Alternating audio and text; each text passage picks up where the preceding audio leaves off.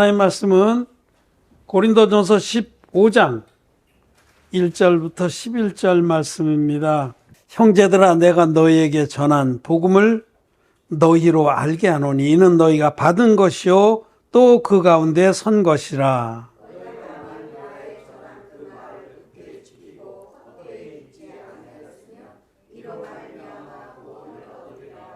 내가 받은 것을 먼저 너희에게 전하여 노니 이는 성경대로 그리스도께서 우리 죄를 위하여 죽으시고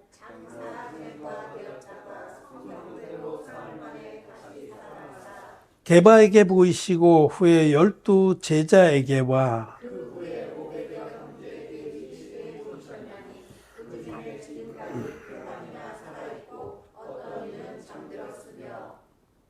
그 후에 야고보에게 보이셨으며 그 후에 모든 사도에게와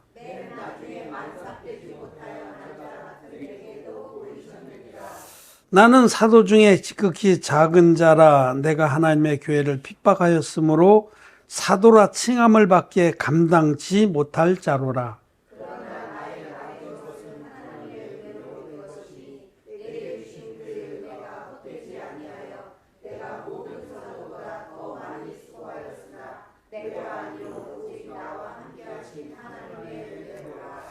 그러므로 내나 저희나 이같이 전파하며 너희도 이같이 믿었느니라. 아멘.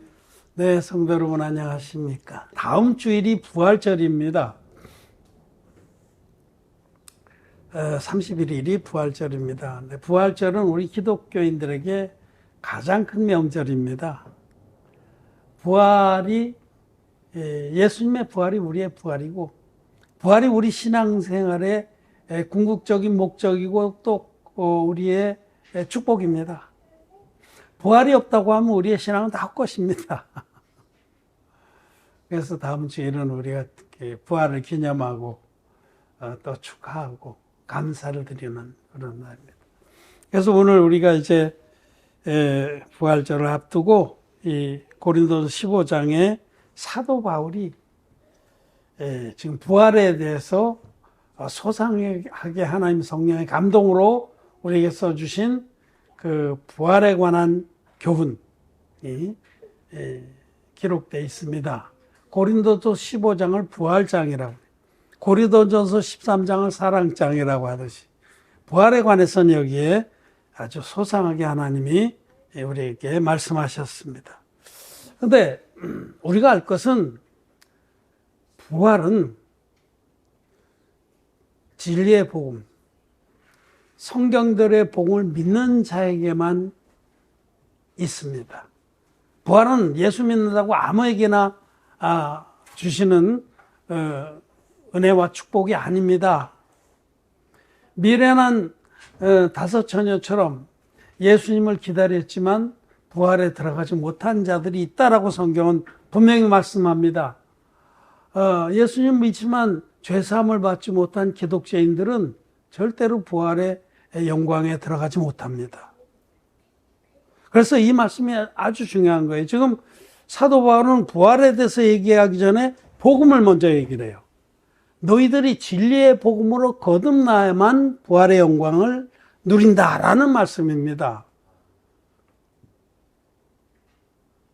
거듭나지 못한 사람들은 아무리 자기들이 남을 위해서 불 속에 뛰어들고 자기의 모든 것을 팔아서 가난한 자들에게 나눠줬다고 할지라도 하나님의 구원의 사랑을 입지 못한 자들은 부활의 영광에 들어가지 못합니다. 해당 사항이 없습니다. 부활은 성경대로의 복음, 바울과 그 모든 사도들이 전했던 그 원형의 복음을 믿는 자들에게만 주어지는 영광이고 축복입니다. 여기 오늘 사도 바울은 먼저 복음을 얘기를 해요. 복음. 내가 너에게 전한 복음, 그리고 다른 사도들도 다 똑같이 전했던 그 복음 안에 있지 아니하면 부활은 없다라는 말씀입니다. 아주 중요한 거예요. 그런데 대부분의 기독교인들이 사도들이 전했던 복음이 아닌 다른 복음을 믿고 여전히 기독교인으로 남아있으면서 부활절을 지내고 자기들도 부활을 하겠지라는 망상에 젖어 있는 것이 큰 문제입니다. 여러분, 제일 무식한 것은 자기가 무식한지 모르는 거예요. 자기가 무식한지 모르는 게 제일 무식한 사람이 자기가 무식한지 알면 그 사람은 발전 가능성이 있어요. 학습 능력이 있어. 내가 무식하니까 배워야지. 근데 무식하면서도 자기가 제일 똑똑한 줄 알고 혼자 1시간 동안에 59분을 자기 혼자 얘기한다. 그런 거는 제일 무식한 거예요. 자기 무식한지 몰라서 그러는 거예요. 여러분, 자기가 거듭나지 못했다는 이 사실을 말씀 앞에서 아는 자가 하나님께 은혜를 입을 수 있습니다. 그런데 대부분의 기독교인들은 자기가 구원을 받은지 압니다. 성경대로의 복음이 아닌 다른 복음을 믿으면서 어떻게 구원을 받습니까? 절대로 못 받습니다. 미련한 5 처녀처럼 주님이 다시 오실 때에 부활과 휴거에 들어가지 못합니다. 여기 사도 바울은 3절에 내가 받은 것을 먼저 너에게 전하였노니, 사도 바울이 전한 복음은 자기가 받은 복음이에요. 우리도 받은 복음이고, 사도 바울이 전했던 복음, 그리고 이 복음을 11절에서는 그러므로 내나 저희나 이같이 전파하매. 이 저희는 다른 사도들을 말해요. 다른 사도들. 사도 바울이나 다른 사도들이나 다 원형의 복음을 전했습니다. 지금같이 변질된 복음이 아니고 원형의 복음. 사도 바울과 사도들이 전했던 그 복음을 우리는 받았습니다. 그래서 흰눈같이 죄사함 받고 의인들이 됐습니다. 능력의 복음은 우리의 모든 죄를 흰눈같이 씻어서 죄와 상관없는 자로 만들어줍니다. 그게 능력이지. 예수 믿기 전에도 죄인이었는데, 예수 믿었는데 여전히 죄인이야. 그건 아무 능력이 없는 복음인데요. 그건 말로만의 복음입니다. 사이비 복음입니다. 비닐로 이렇게 만든 수박 있죠. 거기다 막 프린팅해서 수박같이 보여. 그런 겁니다. 이것도 수박이야. 그리고 칼을 한번 대보세요. 퐁 터지면 아무것도 없죠. 지금 예수님 믿는 사람들이 믿고 있는 그 복음이 사도 바울이 내가 받은 복음을 너에게 전하였느니 하는 그 원형의 복음, 성경대로의 복음과는 다릅니다. 완전히 다른 게 아니라 상당히 다릅니다. 그걸 사입이라고 그래요. 비슷할 사자, 써있자, 아니비자. 비슷하지만 다릅니다. 그런데 그게 겉보기는 똑같아 보이지만 풍선 수박처럼 그건 아무것도 없습니다. 그건 가짜입니다. 그건 우리의 죄를 없애주지 못합니다. 사실이잖아요. 사실. 예수 믿고도 지금 마음에 죄가 다 있잖아요. 기독죄인들 아닙니까? 그거는 자기들이 믿는 복음이 가짜라는 뜻입니다. 믿음은 또 거듭남이라는 것은 죄인이었던, 지옥 갈 수밖에 없던 자가 예수 그리스도의 원형의 복음, 사도 바울이 말한 내가 받은 복음, 그리고 너희들에게 전했던 복음, 또 우리가 받은 이 복음, 여기 말씀하는 성경대로 그리스도께서 우리 죄를 위해서 죽으시고 성경대로 다시 살아나신 그 복음을 믿어서 흰눈같이 죄가 씻어진 그런 믿음이 진 참된 믿음입니다. 죄가 있는 믿음, 예수 믿기 전에도 죄인, 지금 예수 시컷 믿었는데 죄인. 여러분 생각해봐도, 생각해보세요. 자기가 지능이 유치원생만 돼도 뭔가 잘못된 줄 압니다. 내가 죄인이었는데 예수 믿었는데 여전히 죄인이요. 예수 뭐하러 믿어요? 그런 자를 가르쳐서 성경은 예수를 밟는 자라고 그래요. 당신이 한 게 뭐가 있어? 피곤하게 새벽 기도 하나 시키고 헌금이나 갖다 바치게 하고, 예수 믿기 전이나 지금 예수 오래 믿은 지금이나 뭐가 달라진 게 있어? 여전히 난 죄인인데. 가짜입니다. 사입입니다. 우리는 오늘 고린도전서 15장의 말씀을 통해서 사도 바울이 전했고 저희인 다른 사도들도 전했던 성경들의 복음은 무엇인가를 말씀을 드리고, 이 성경들의 복음이 부활과 무슨 상관이 있는가를 말씀을 드리고자 합니다. 시간은 얼마 안 되지만 성경은 분명히 이렇게 말씀합니다. 자, 3절에 내가 받은 것을 먼저 너에게 전하였노니 이는 성경대로 그리스도께서 우리 죄를 위하여 죽으시고 장사 지낸 바 되었다가 성경대로 사흘 만에 다시 살아나사. 사도 바울이 받았고 전했던 복음은 예수님께서 성경대로 인류의 죄를 위해서 죽으시고 성경대로 부활하셨다는 복음입니다. 여러분, 복음에는 부활이 포함됩니다. 우리가 보통 복음 그러면 예수님이 이 땅에 오셔서 우리 죄를 위해서 당신 몸을 들이신 그 부분만 얘기를 하는데, 십자가에 죽으시고 죽으셨다, 우리 죄를 위해서 돌아가셨다 라고만 얘기하는데, 복음은 부활을 포함합니다. 거기 참된 복음이에요. 복음이라는 것은 기쁜 소식인데 부활이 빠지면 무슨 기쁜 소식이 되겠어요? 부활이 복음의 완성입니다. 자, 그런데 사도 바울은 지금 고린도전서 15장 3절에 예수님은 성경대로 우리 죄를 위해서 죽으셨다고 말씀합니다. 이때 성경은 구약 성경입니다. 아직 이 고린도전서를 쓸 때 복음서가 한 편도 기록되지 않았습니다. 신약이 없을 때예요. 신약 성경이 하나님의 정경으로 확정되기 훨씬 전입니다. 이때는 아직 구약 성경만을 성경으로 생각할 때. 그때 성경대로라는 건 구약 성경대로.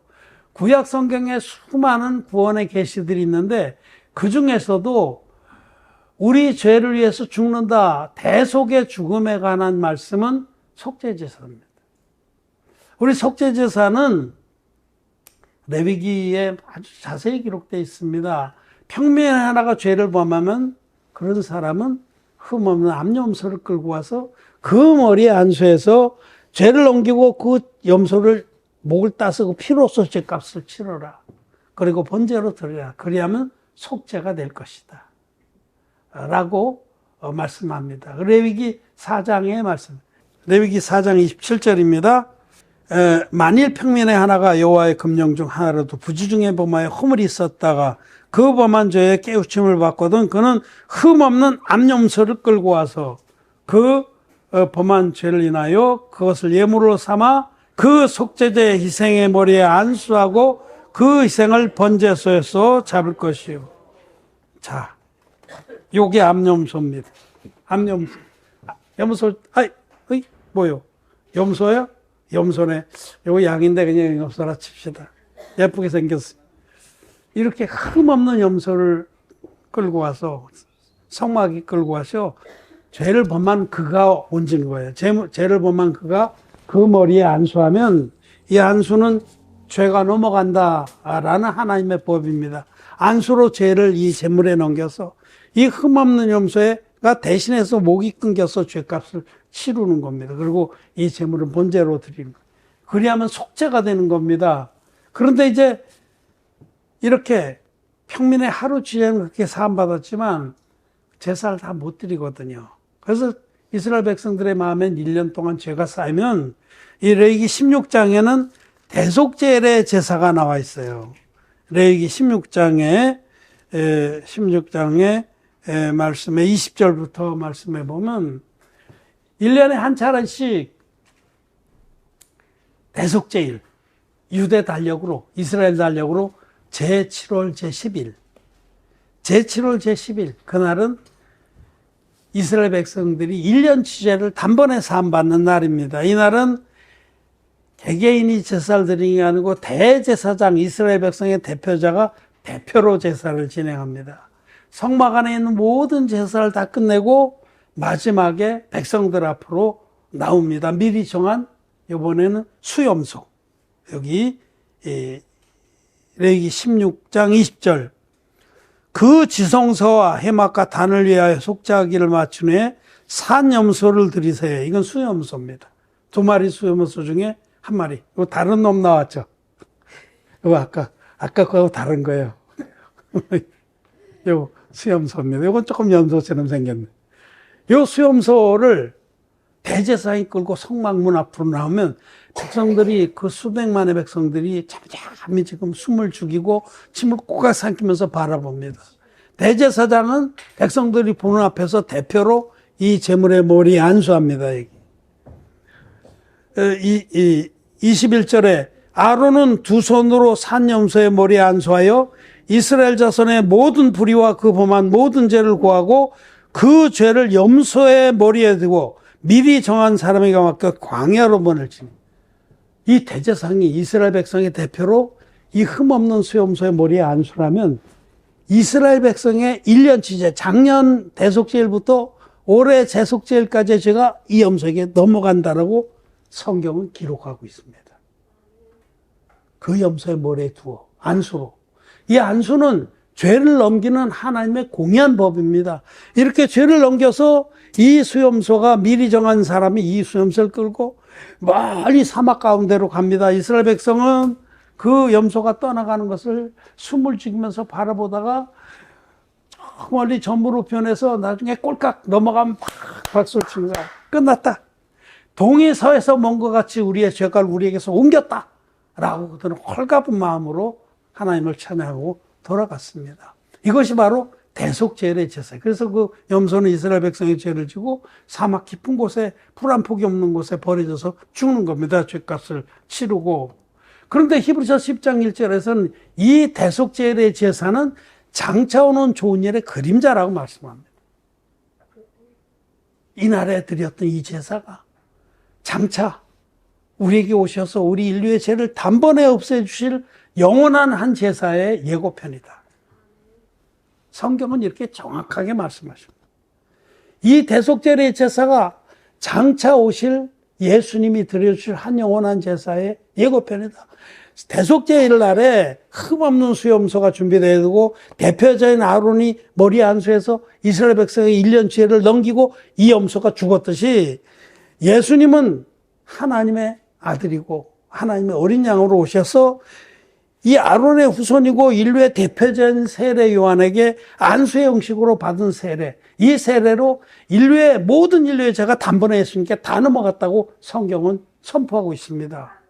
그냥 추상하는 게 아니고 마태복음 3장 15절에 예수님께서는 세례요한에게 당신의 머리에 손을 얹어서 세례 베푸실 것을 명하시면서 이제 허락하라.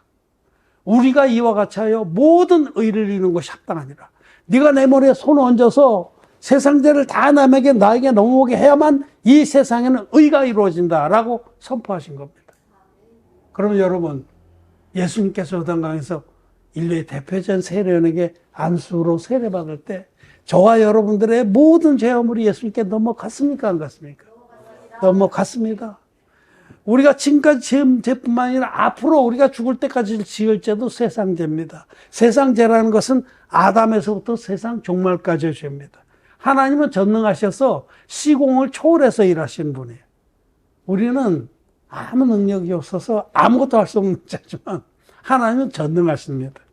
하나님은 당신 아들을 아낌없이 우리에게 보내줘서 예수님이 흠없는 어린 양으로 오셔서 인류의 대표적인 세례요한을 준비시켰다. 그의 손으로 베푸신 안수로 저와 여러분들의 모든 죄, 인류의 모든 죄를 단번에 예수님께 넘기고 예수님을 십자가에 심판을 받게 하셔서 대속의 죽음을 죽게 하셔서 그분이 받은 고난의 피로서 우리의 죄를 깨끗이 갚아주시고 우리를 죄와 상관없는 자들로 만들어 주셨다라고 성경은 말씀합니다.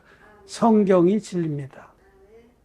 이 성경대로의 복음은 예수님이 하나님의 아들이신데 육신을 입고 이 땅에 오셔서 요단강에서 받으신 세례로 나의 모든 죄를 앞으로 지을 죄까지 다 담당하시고 십자가에서 다 이루었다 하기까지 당신의 피로서 갚아주신 물과 피의 복음입니다. 그래서 이 복음을 바울이 받았고 전했던 이 원형의 복음을 모든 사도들도 똑같이 전했습니다. 내가 이같이 전파하며 저희도 이같이 전파. 11절 말씀에 그러므로 내나 저희나 이같이 전파. 내나 저희나. 다른 사도들도 다 이렇게 전했습니다. 예수님의 세례를 빼놓고 전하지 않았습니다. 예수님의 세례와 십자가의 복음이 원형의 복음이고 성경대로의 복음입니다. 성경대로 그리스도께서 우리 죄를 위해 죽으시고 성경대로 다시 살아나셔서 이제 이 복음을 그대로 믿는 자들을 데리러 오실 겁니다. 우린 주님의 부활을 믿습니다. 또 우리도 부활할 것을 확실하게 믿습니다. 우린 주님 오실 날 호련히 변화됩니다. 신령한 몸을 입고 그리고 바로 휴거됩니다. 머뭇거릴 거 없어요. 변화되자마자 우리는 끌려 올라갈 겁니다. 공중에서 주님을 만날 겁니다. 그때부터 우리는 공중 혼인잔치를 벌일 겁니다. 여러분, 오늘 우리는 정말 성경대로의 복음이 무엇인가에 대해서 다시 한번 말씀으로 확인했습니다.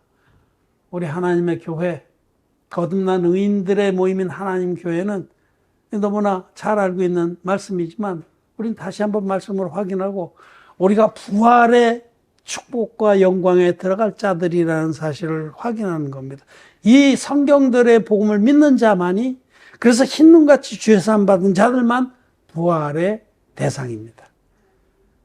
휴거의 대상입니다. 하나님의 영광에 들어갈 자들입니다. 만약에 예수님이 받으신 세례를 빼놓은 복음, 지금 대부분의 기독교인들이 믿는 십자가의 피만의 복음 믿으면 어떻게 될까요? 그건 기독교인으로 남아있고 부활이나 휴거하고는 전혀 상관이 없는 겁니다. 그들이 믿는 복음은 안 꼽는 찐빵 같은 거예요. 아무 맛도 없어요. 안 꼽는 찐빵 그래서 많이 봐준 거예요. 앞바퀴 빠진 자전거 같은 거예요. 진리의 복음은 예수님은 하나님의 아들이시다. 몸체, 자전거 몸체. 예수님이 요단강에서 세례를 인류의 대표적인 세례를 받아서 우리 죄를 당신의 육체에 다 짊어졌다. 육체의 죄를 정하사. 로마서 8장의 말씀입니다. 세례로 정하시고 십자가에서 다 갚아주셨다. 뒷바퀴입니다.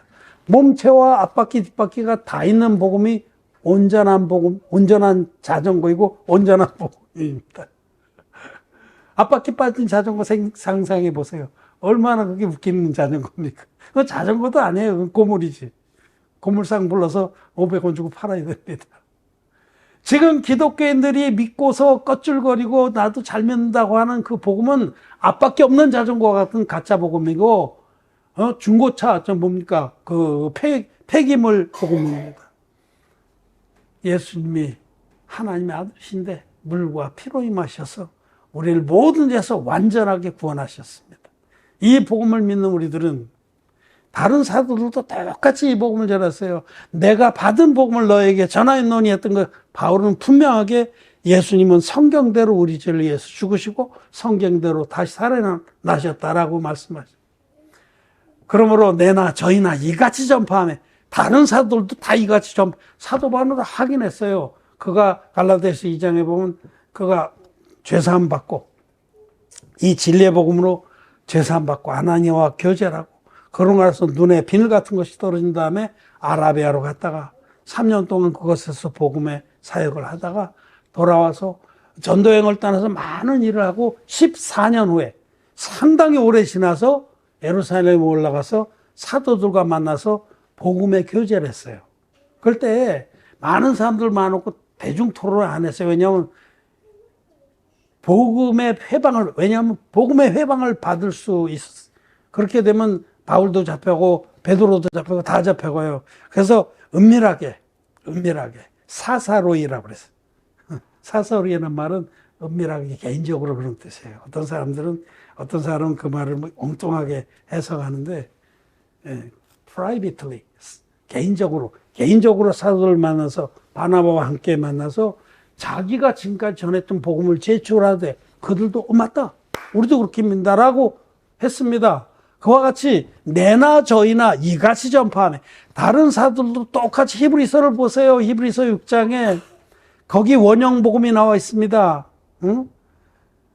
하나님께 대한 신앙과 악한 행실을 회개함과 세례와 안수들과 죽은 자의 부활과 영원한 심판에 관한 터, 이것이 이런 성경적인 주제들이 원형의 복음을 이루고 있다고 히브리서 기자도 그렇게 말씀하는 거예요. 복음의 핵심은 세례와 안수다라는 겁니다. 사도 베드로도 베드로전서 3장 21절에 물은 예수 그리스도의 부활하심으로 말미암아 이제 너희를 구원하는 표니 곧 세례다.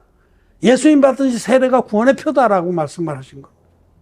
사도 바울은 모든 서신서에서 십자가의 피만 얘기하는 것 같은데 아주 놀랍게 세례만 얘기한 부분도 많습니다.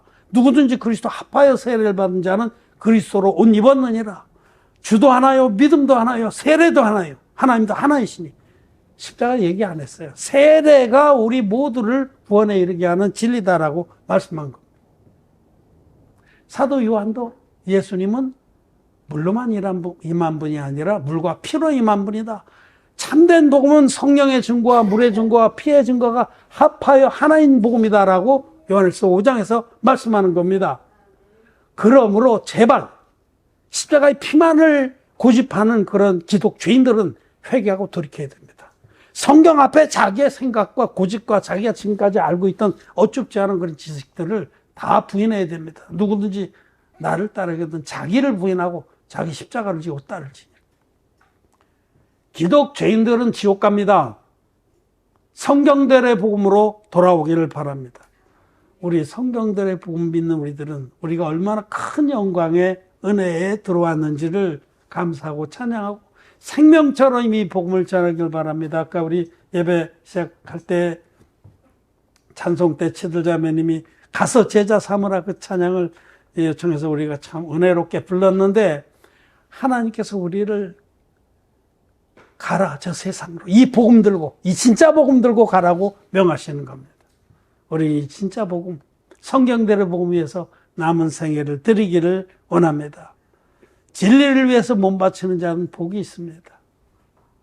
우리는 진리의 도성에 이른 자들이고 진리로 지어진 하나님의 교회의 일원들입니다. 부활의 영광을 입을 자들입니다. 감사를 드립니다. 말씀 마쳤습니다.